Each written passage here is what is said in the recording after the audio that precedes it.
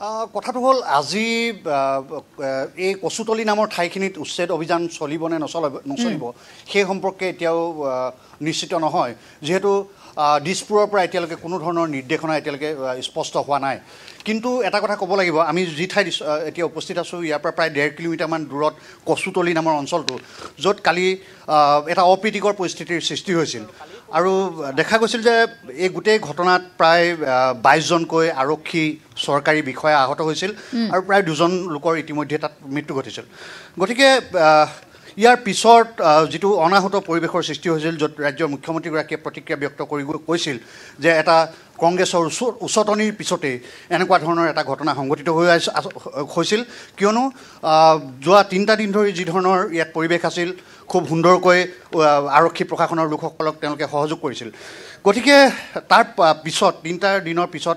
কিয় এনেকুৱা ধৰণৰ পৰিস্থিতিৰ সৃষ্টি হ'ল এই কথাটো যথেষ্ট গুৰুত্বপূৰ্ণ লক্ষণীয়ভাৱে এই গোটেই মুখ্যমন্ত্ৰীগৰাকীৰ অভিযোগৰ বিপৰীতে কিন্তু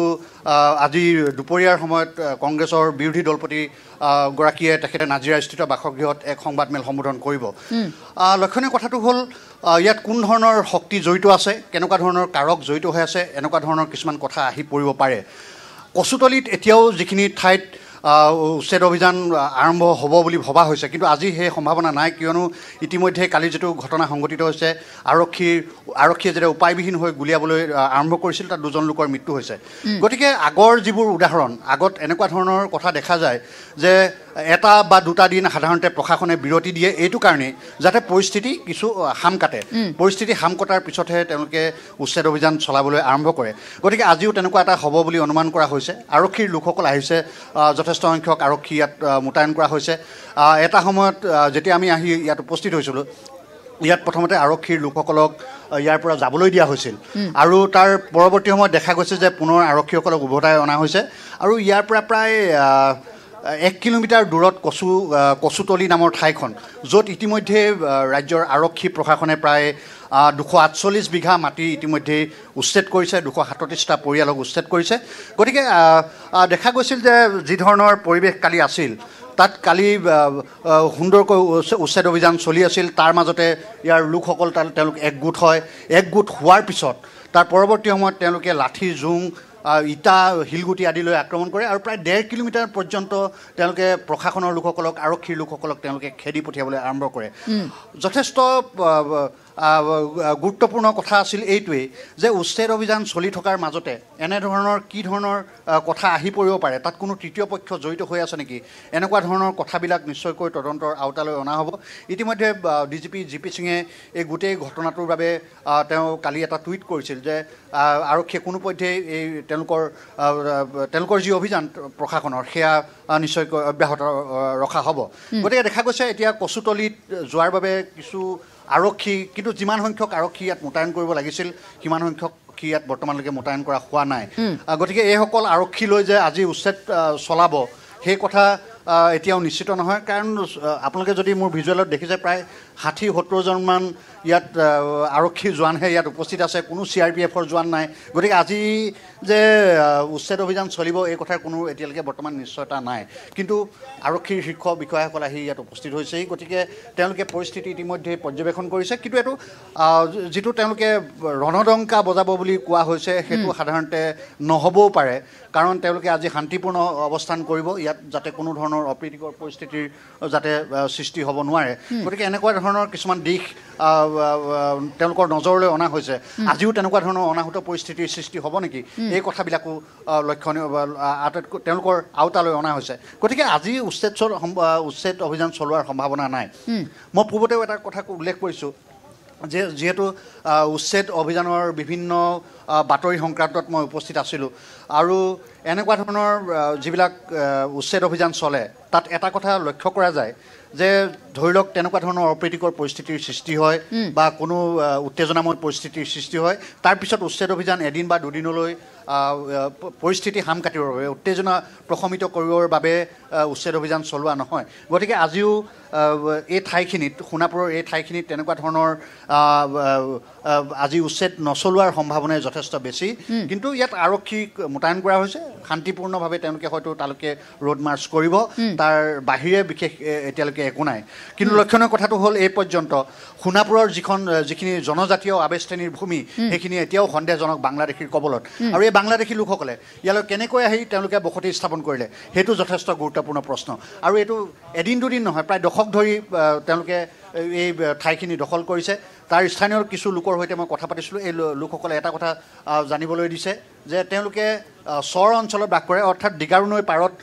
যিখিনি চৰ অঞ্চল আছে নৈপৰীয়া অঞ্চলবিলাকত তেওঁলোকে প্ৰায় দীৰ্ঘ সময় ধৰি তেওঁলোকে বাস কৰি আহিছে আৰু এই লোকসকলক যিহেতু জনজাতীয় ভূমি আৰু জনজাতীয়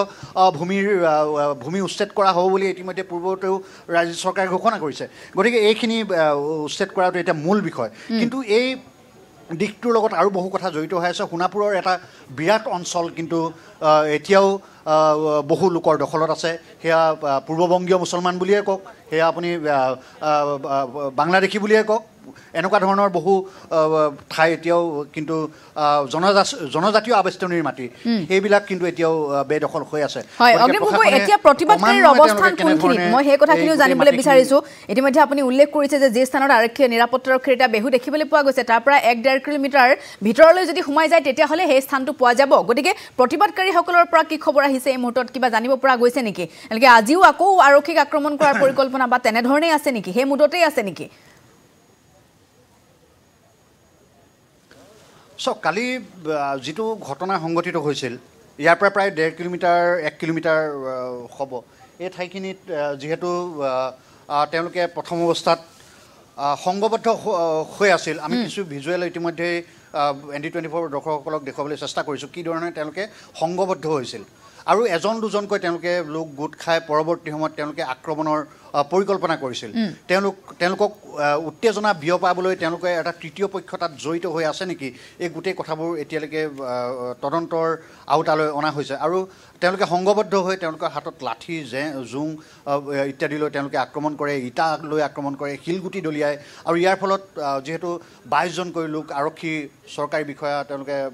আহত হ'ব লগা হৈছে লক্ষণীয় যে আৰক্ষীয়ে নিজক বচোৱাৰ বাবে আৰক্ষীয়ে উপায়বিহীন হৈ যিটো গুলীচালনা কৰে তাত 2জনকৈ লোকৰ ইতিমধ্যে মৃত্যু ঘটিছে আৰু প্ৰায় 13জনকৈ লোক ইতিমধ্যে আহত হৈছে আৰু তেওঁলোক এতিয়াও GMCHত আছে গতিকে ইয়াৰ পৰা যিহেতু 1 কিলোমিটাৰ দূৰ আজিও কিছু সময়ৰ আগতে যিহেতু যেতিয়া তাত আৰক্ষী আছিল আমি আৰক্ষী থকা সময়তহে তাত আছিলোঁ আৰক্ষী যেতিয়া ওলাই আহিল তেতিয়া আমি ওলাই আহিবলৈ বাধ্য হৈছোঁ কাৰণ তাত যিকোনো সময়তে আমিও আক্ৰমণৰ বলি হ'ব পাৰোঁ গতিকে সেইখিনি দিশলৈ আমি ওলাই আহিছিলোঁ কিন্তু কিছু লোক তাত এতিয়াও সংঘবদ্ধ হৈ আছে তেওঁলোকৰ আমি যিহেতু কিছু আগলৈ যাবলৈ চেষ্টা কৰিছিলোঁ তাত দেখা গৈছিল যে লোকসকল একত্ৰিত হৈ আছে আৰু তেওঁলোকৰ হাতে হাতে এতিয়াও তেওঁলোকে লাঠি জোং আদি লৈ আছে গতিকে এই কথাবোৰ নিশ্চিতভাৱে যথেষ্ট গুৰুত্বপূৰ্ণ আৰু আজি মই আগতেও এটা কথা উল্লেখ কৰিছোঁ যে আজি হয়তো উচ্ছেদ অভিযান নচলিবও পাৰে কিন্তু শান্তিপূৰ্ণভাৱে ইয়াত আৰক্ষীসকলে তেওঁলোকে ৰোড মাৰ্চ কৰিব পাৰে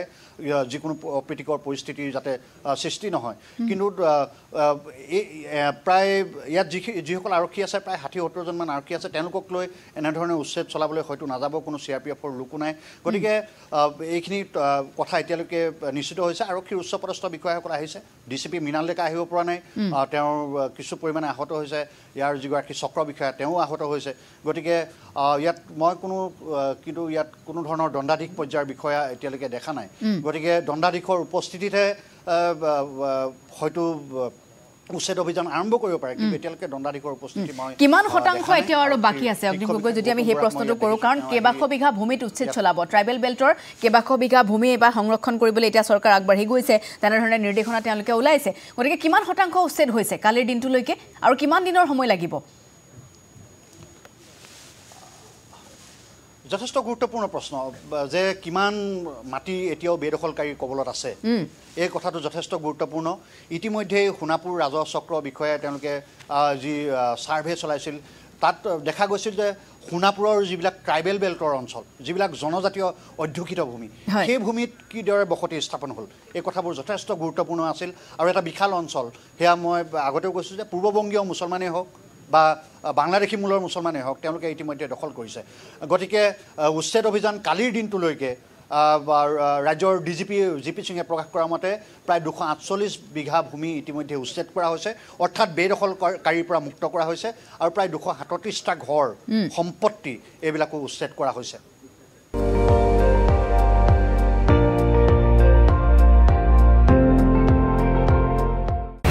আপুনি চাই আছে ND24